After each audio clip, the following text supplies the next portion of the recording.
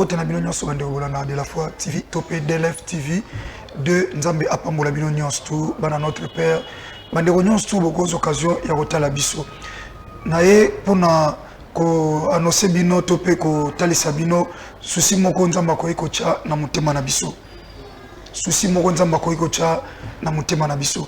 Je crois que témoignage ngai ndeko na bino Jean-Paul Mayata comment na banda parcours ya vie ko expliquer bino moi muke que na première année et deuxième année CO ezaki pona nga ba moment ya pasi mingi koleka na kati na bomo ina ngai.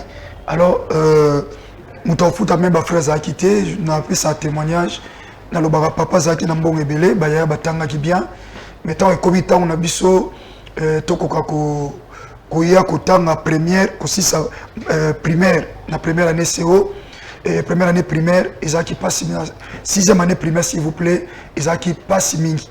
Alors na kata une année na tanga te parce qu'il y avait personne ou quoi que supporter bêtise dans la première année CO parce que na autre sixième na mati première année CO ezaki passe mingi. Alors na chômage une année jusqu'à ce que na kena ote quand même sachet na zan pour na zonge la baïtide. Alors c'était pas facile ndenge na communiquer bino le quoi ba témoignage au tozotala na sima tozomona esika autorité na Nzambe pour na koloba ete azo mériter kemo lokumu pe masanjoli. Alors bande ko nanzela na yango Nzambe akochanga na mutema na ole kaka de passage na se retrouver ton azoleka na ole kanzela école on atanga première année pe deuxième année CO école on a soit izalate peut-être na ngana zongoluta otanga parce que j'avais pas de moyens pour attendre une école bien.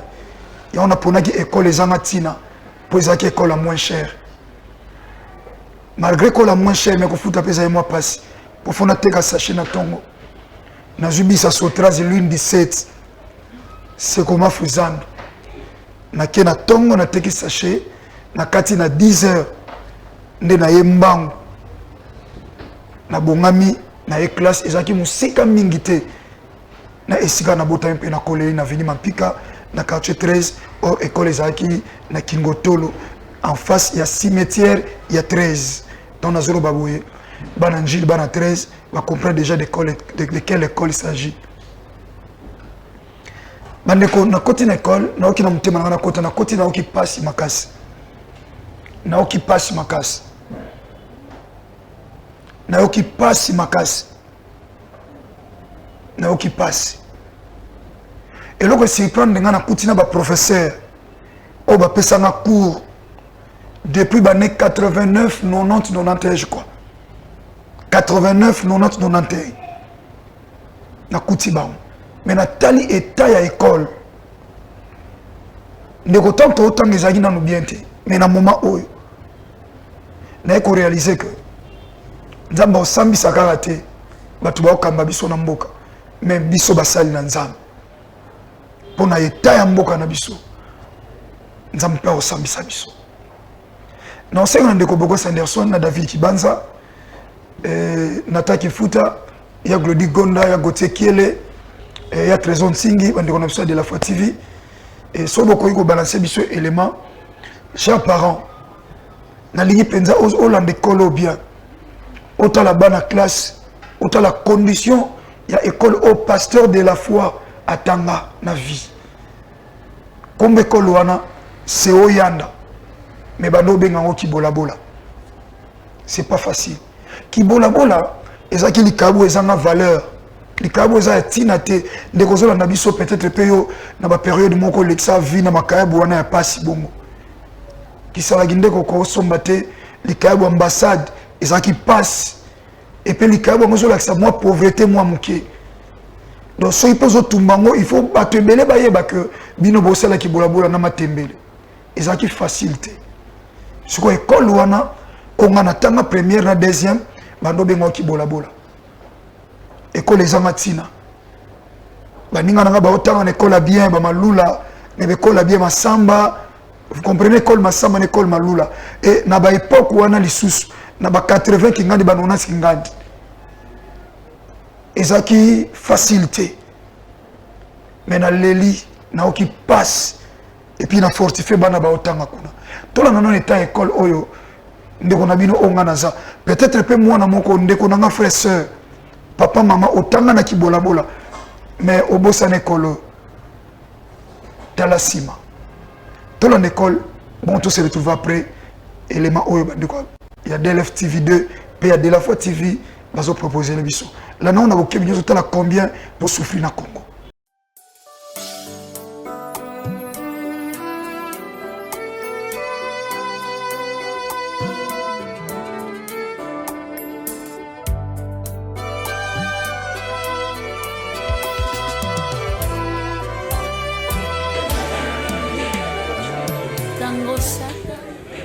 C'est la salle de la 7e A. Regardez les conditions que nous sommes en train d'étudier, dans les mauvaises conditions. L'état du bâtiment est très mauvais. Nous n'avons même pas des bancs bien appropriés. Mais avec les moyens de bord, nous fonctionnons quand même. C'est pour cette raison-là, nous demandons une aide. Comme le pasteur est là, il est en train de voir, il est passé par ici, à cette école, il avait étudié ici, il a pensé à nous. C'est pour cette raison-là, il est venu nous voir. Il peut nous aider avec les moyens de bord. Les enfants sont là. Le professeur Kimasao là, le professeur de français. Moi je suis M. Roger Diakano, le professeur des études. Le professeur Kiaka. Et nous avons nos amis qui sont à l'extérieur. Je donne maintenant un mot au notre pasteur. Il est passé par ici à l'Institut Yaka.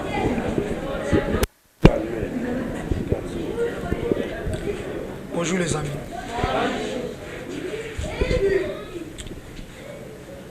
C'est vrai que c'est avec beaucoup de regrets. Il y a autant d'écoles.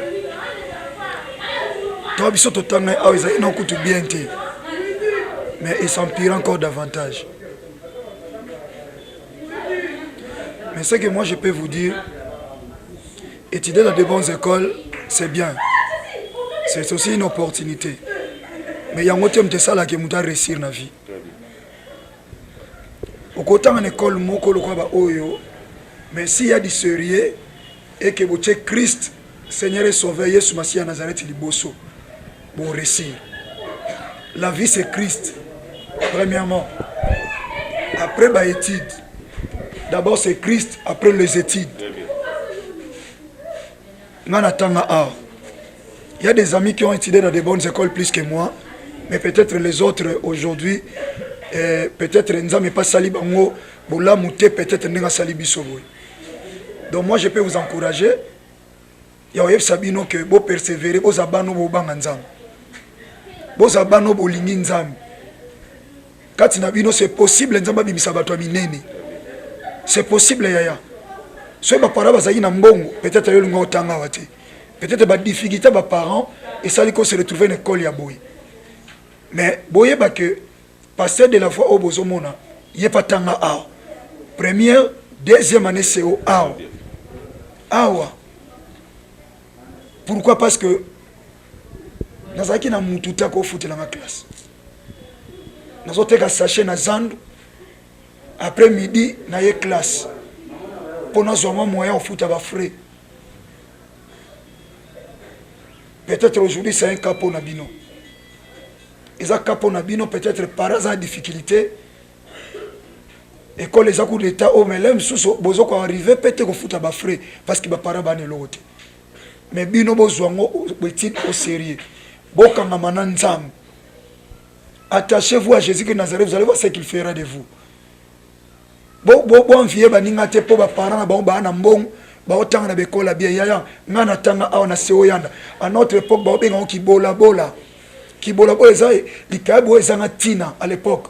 Donc ça dit une école qui n'a pas de valeur, il y a même pas une considération dans cette école. Mais j'étais entouré des amis qui étudiaient dans de bonnes écoles.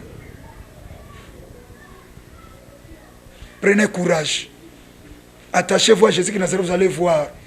Votre vie n'est pas dans le maître d'une personne ou non plus dans vos familles, mais votre vie est entre le maître du Seigneur. C'est celle de Jésus de Nazareth qui a le pouvoir de prendre une personne et de l'élever. Je ne sais pas si vous comprenez. Eh les amis, vous allez minimiser. Par hasard, mais yo cause en bon. Par hasard, la difficulté, mais yo cause en difficulté. yozo tanga na passe mais bana non c'est possible so quand même nzambe batanga na passe c'était un jour. Amen. Amen. Voilà le message dont je peux vous donner ce matin devant les préfets. Mais on va faire quelque chose, même si Bino aussi ça peut bokende, mais quand même on va courir même après Bino, va coûter ça une grâce en Zam, quelque chose autorisé comme ça pour la gloire de Christ. Amen. Amen. Allez, soyez bénis. Merci beaucoup.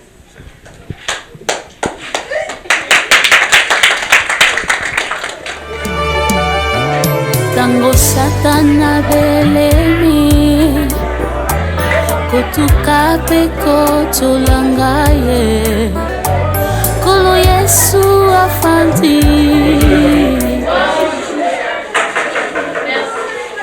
C'est la classe de 8e année. C'est la classe de la 8e année. Les enfants sont là. Nous sommes en train d'étudier dans de mauvaises conditions. Mais néanmoins, nous fonctionnons quand même. Le pasteur est là, il a un mot à dire. Après, nous allons quitter la salle et aller de l'autre côté. Vous avez bien? Nanatanga A. Première année c'est au, deuxième année c'est au A. Autant en école à bien, ils ont malam, ils ont grâce.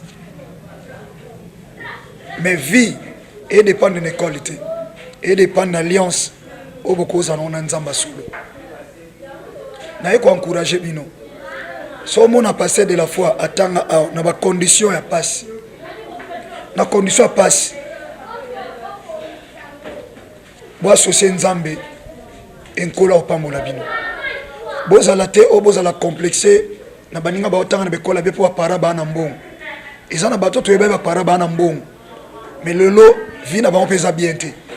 Mais biso ba o ba para ba za ine logo te. Mais nzamba yo kele biso ma ata lelo tozuite lobi azo pesa biso na sangolo na ye. Tika nzambe wana apeso makasi tanga sérieusement. Tanga sérieusement associé nzambe. Tambula na obanga nzambe. Zana souci à vie na yo. Professeur bozomona apesa nga cours. C'est mon professeur. Atangi sangai ao. Akamwe. Okamwe. C'est mon professeur. Tobeta mapa na bango.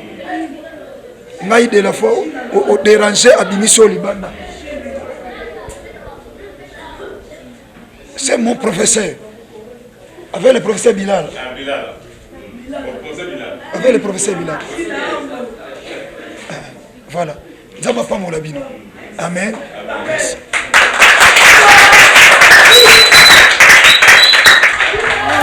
Koya tata nzambe kobondela ponanga.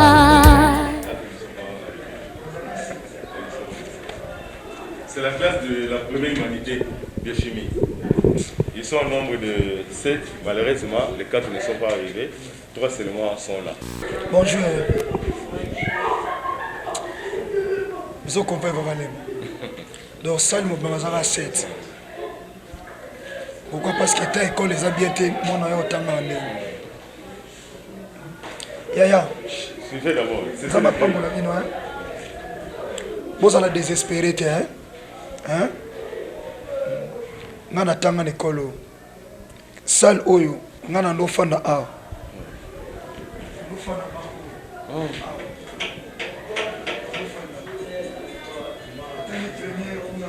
Deuxième attaque. Première année c'est au A, deuxième A. Nous t'as découragé binoté, hein? C'est possible, dès que vous avez passe, nous avons passe na bino. Penzama tombo la bino boza la grande dame na mboka o. C'est possible. Et l'on est sur Massia Nazareth. Natanga na passe a. Na lelaka. Tant que suba bengani nga na zamu to futila nga minervalte. A. Ya nzamba pambola bino. Ata ba para bana ba moyete ngo botan école a passe. Mais lobité boza bato passe. Hein? Botambola na obanga nzambe bolanda ba jeune fille te obasala ba désordre bino étude dans le sang ici. Vous allez voir ce que vous serez demain. Que Jésus de Nazareth vous bénisse. Merci. Akobonde la ponanga ponalonga tango nyonso e. Logiquement, c'est la salle de deuxième humanité. Malheureusement, nous n'avons pas d'élèves. Vu l'état de la salle de classe. Au début, nous avons eu des élèves. Mais par contre, ces deux élèves-là sont partis. Regardez l'état de la salle de classe. Un état vraiment mauvais. Le pasteur de la foi a commencé sa première année dans cette salle qui se trouve dans cet état. Pasteur, vous avez la parole. Merci, monsieur le préfet. Je crois que tu l'as déjà pas bas na kuna. Ezaka passe mingi. Ezaka na passe. Passe. Enzamba sunga biso. Merci, monsieur le préfet. Très bien. Merci. Ongeleki makasi akosimbanga na loboko tokatisa elongo nakutalela seyo ata paselekelinga ye nakutinga masiyo kole atesengo tondi motema ona yebiete na bomo ya moto elonga ezalise na yo. Nous sommes ici précisément dans la commune d'Ndjili, à l'Institut Yanda, qui se trouve sur l'avenue Kingotolo numéro 33. Nous avons reçu nos amis qui sont venus nous voir à l'Institut Yanda et de s'enquérir de la situation, comment l'école est tentée de vivre. Le pasteur de la foi est passé ici en tant qu'élève vers les années 80. Il a pensé à nous et il est là pour nous aider. Nous aussi, nous lançons un appel pathétique à tous les partenaires qui peuvent nous aider, qui peuvent apporter leur assistance à nous pour que la gratuité prônée par le chef de l'État soit totalement effective. Donc, je suis le chef d'établissement. Je réponds au nom de M. Roger Diakanoa Zangwindi. Je suis ici depuis l'année passée. Nous travaillons avec les moyens de bord. Et avec ces moyens de bord-là, les enfants sont en train d'étudier dans les mauvaises conditions. Mais néanmoins, nous sommes en train de se battre pour arriver jusqu'au bout. J'ai mon corps professoral, le professeur Kiaka est là. J'ai le secrétaire et d'autres professeurs sont là. Je pense qu'ils peuvent aussi parler concernant notre école.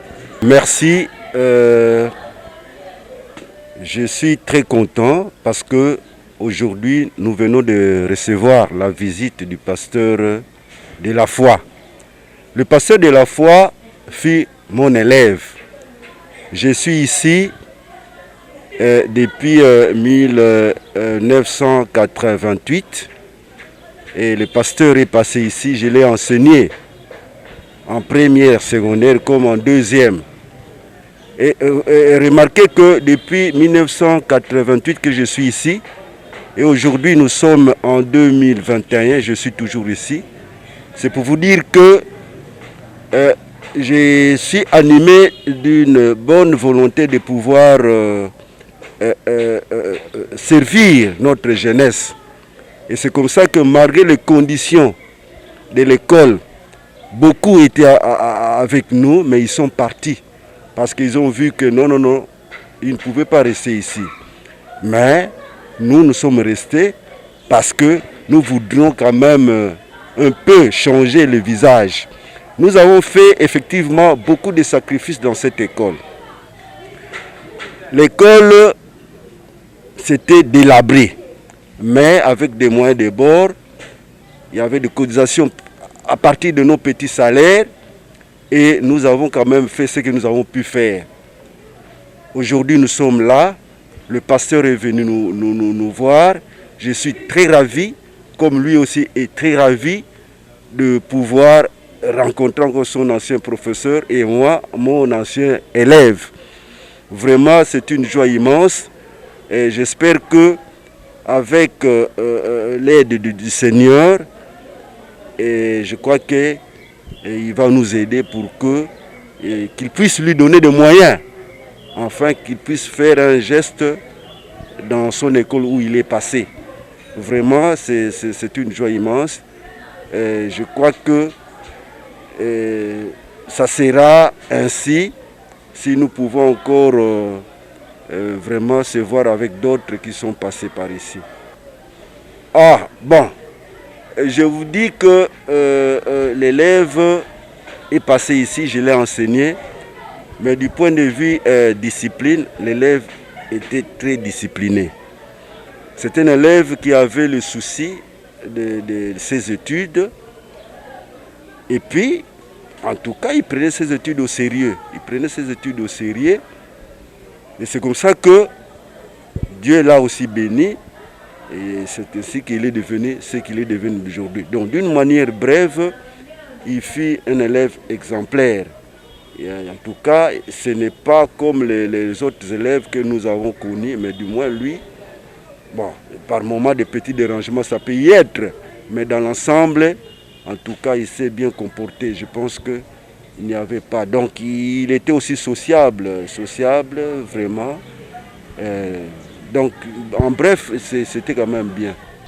Voilà l'état école. Je crois que ceux qui sont responsables, eux qui passent. Quand on appelle ça témoignage, il y a une école où on a tangi. C'est la première année, c'est la deuxième année, c'est l'école où on a moni. L'école où on a benga qui bola bola. Il y a tel état où ils se retrouvent. Basal nanzam, bana nanzam. Bible lobi soto ebi ko sabolam to sali angote, to sali lesum. Nzamba ko jije ka ba konza mboka oyo te to bato bazo kamba biso na mboka oyo te. Na biso oto mo na place to ko sala malam, soto sali angote nous serons jugés. Ngana tangi ne kolo wana na passe. Muto ofutela nga minerva la zalate. Na lobi ba para batanga ba ya batanga bien, mais ngana koma na difficulté. Donc on a une école moins chère mais malgré la difficulté, mais le tal état école moins chère se retrouve à ce moment. Plus pur que tant na biso. École les akis bamsu batangi na tongo primaire, biso secondaire, CO toye après-midi. Mais tala l'école. Et comment na gom moko donc batanga kana tongo. Pour bazo réaliser que au moins na salle de classe on a mususu. Ndeko na ngai. Dans la salle de classe, on a un sous. 7 enfants seulement. 7 élèves dans la salle de classe. Mais 4 coups, il y a 3 filles. Pourquoi il y a Pourquoi parents en commissaire à une école? École Oyo, frère Nabino. Oh, peut-être l'autre cause à l'Ipamboli pour Nabino. Jean-Paul Mayata, pasteur de la foi. Dans l'école. Vous avez vu combien j'ai fortifié les enfants? Bana no moni ba otanga wana ba famille a passe parce que so ba parents bazaki na mbongo ba ngaba tshaba na ba bonnes écoles école mo e yana venu wana et école wana ezana bana ebele bazotanga. Pourquoi? Parce que école wana ba monyo ezana bâtiment kitoko, mais regardez maintenant bâtiment ou école 4 salles seulement, 4 salles, mais voyez l'état, dernière salle ou première classe. Bomoni comment était ça? Bana baza soukunate. Batanga lisute. Et trala na 3 salles. Ba professeur on a bomoni batanga ici babiso ba au moins éducation. Vous avez vu comment il a témoigné sur moi. Ce sont des professeurs au Bazapena bien formés. Et aujourd'hui il y a d'autres écoles. D'abord il y a mon konan kutu m'tropé sa cour tangi bien té. Tout ça on a bana ba faute d'autographe. Mais ça tangi na bien té. Na ba contrôle étude atangi bien té mais il autant saban no berer na ye aime mangote pa ban ils ont salama mais de grands professeurs au babanda au pesa cours depuis 80 quelques les professeurs que vous avez vu mais tel état école bana ba usoma ile ndeni parce que professeurs en matière mais état école ils ont permettre tes parents acha mwana na yewana bana na bomoni baza bana o ba parents bana via passe lokola ba biso ba o tanga kiwana ba parents ba souffrir aux autant na yomoko na âge wana bomoni moi j'étais déjà devenu autonome parce qu'il n'y avait personne pour me soutenir. Raison pour laquelle, Nekotanga na Seo Yanda, mon ami à moi, Chiko Mbenza to Kabwana, depuis la 80 quelques, 90 et quelques, 90 à 90 to Kabwana. Mais oya ko lukanga olongole koto tuninga oye bangana lobi Chiko Mbenza, au Kamwa. Tu étais mon ami à côté de moi.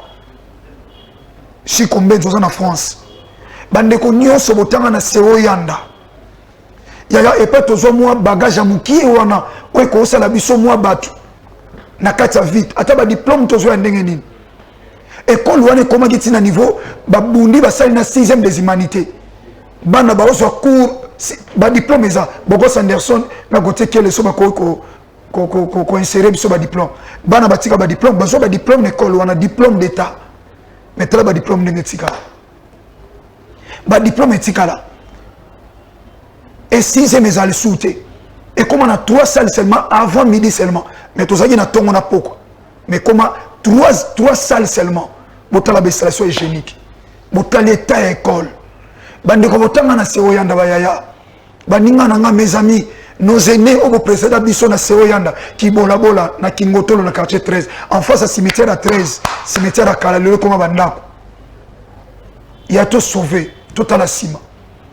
Il y a on a dénommé Makambo Talasima. Il y a Talasima. Mon frère, ma soeur, autant na Seo Yanda, Talasima. Appelez-moi par ces numéros. Na telemi poto bâtir le miraille à Jérusalem. Toute ton école, 4 bâtiments à Pamba, 4 salles. Na ba bureau ezawana. École les ana venir courant mais ana couranté. Bien aimé, na bon delio. Frères et sœurs, autant na Seo Yanda. Kaboula vidéo, on a partagé vidéo massivement. Pardon. Partagé vidéo. Oyeko tangana ndeko moko na Seo Yanda partagé vidéo. Soki biso tangana passe, yakobo sa na passe wana tetala sima. Kono batele lo oyo komi meto tala sima biskato uta. Et kono zaki bénédiction pour na biso. Tozaki na mbongo ta otanga école bien, tozaki na mbongo te. Soki kono zaki tembele biso ba de la foi otanga te. Mais tu sois dans 6e année primaire. Mais école on a passé Seigneur la caisse à la pona passe na biso ba oyo école on a yamba biso pour le auto comme na grâce à Nzambe. Papa maman pose à monter à malam. Oza social, oza mutema ya mawa. Olingomona batu na pas cité talabana o eta bazotangela. Nzambe machenga na mutema.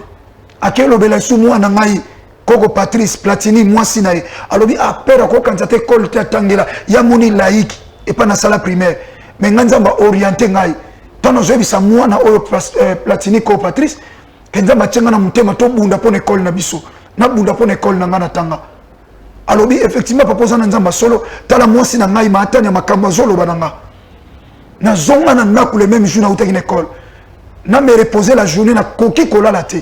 Le Saint-Esprit m'a interpellé. Na bima na salon na kuti moi sinanga fa na salon. Alobi la mwika sikonga bina kokola late. Moi sinanga lobi onzamba otona mutema sala. Donc j'ai eu la confirmation. Na couple la Koko Patrice na moi sinanga moko. Et ce matin comme vous voyez là, na zongi lisusu. Lelo na uti kuna na ba technicien o ba sala misala na église. To sala to yeba ndenge nini to ko évoluer. Soki nzamba tiona mutema. Papa, maman, frères et sœurs, ceux qui sont souffrir, l'école wana, bana oba koya sima, batanga tana condition bien.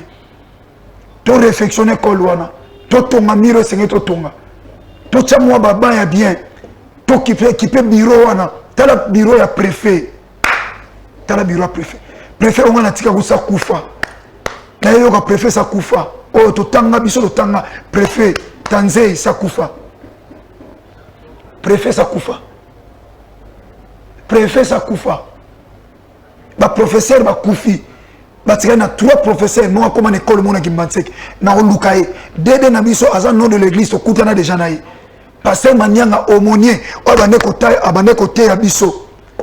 Aumônier école 88 89 90 91 pasteur Manianga jusqu'aujourd'hui azawana autos à chef à district assemblée de Dieu. Chef à district Angile, azana bomoy. na ba prochaine émission bomo na bango nyonso papa mangoza mutia malamu appelez par ce numéro totonga miraille wana ya école à passe na oki passe na mutema je pleurais au mona école na tanga na passe mabele bana wana ba otanga na mabele quelles conditions tala ba o ba otangela biso basali na nzambe bana na nzambe na bakambia mboka tokozala juger na condition o bandeko bazoko oleka nango bible lobi so biko sabola osali yango te osali sumu ndeko za convaincu mettons la main dans la main mettons ensemble la main dans la main totonge kolo Seigneur bénir biso et puis lola et okanisa biso na ba œuvre na suki a soke simi mutema no appelez-nous par ce numéro so ipesi mutema no te ko beta libakute po nzambe o apesi vision a sunga o pesa pe provision pour vision o s'accomplir pour ne pas dire nga et on associe yo frères sœurs papa maman ndeko tanga na kibola bola ndeko nyoso partager ngo massivement et que quoi la ndeko mususu tant partager la mususu ndeko nem tanga na école wana pardon partager bien aimé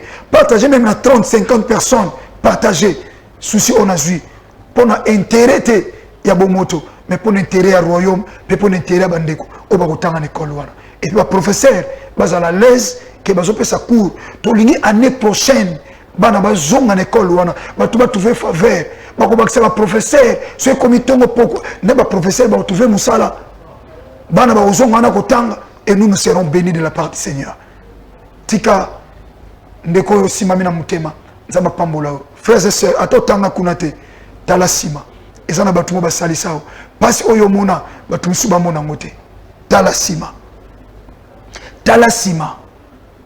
papa tala sima souffra bana na biso ba souffrité bana ona ba otanga na école ba souffrité to pesa opportunité bandeko batanga mala voilà to chiter sur l'école son nzamba la qui stali so sous passe autant l'école on se retrouver appelez-nous par ce numéro au bati on a mis balé numéro mo bozwa ngai numéro mo bozwa Bogos Anderson un homme sérieux aussi il pouvait nous aider pour que to ko bozwa récolte na bino pour to bâtir récolte to kenongo progressivement ndé to no kenso nzamba sala biso grâce to no kena musala nyo to no filmer jusqu'à ce que to aussi ça to sali inauguration ngo béni le Seigneur et Christ ozala glorifié tika nzambo simi mutema na yo ozo sentir l'odeur wana pour tanga na passe tant monsieur pour tanga na passe mais oyo ka passe baninga Yesu Masia Nazareth apambola yo merci talasima que Jésus de Nazareth vous bénisse.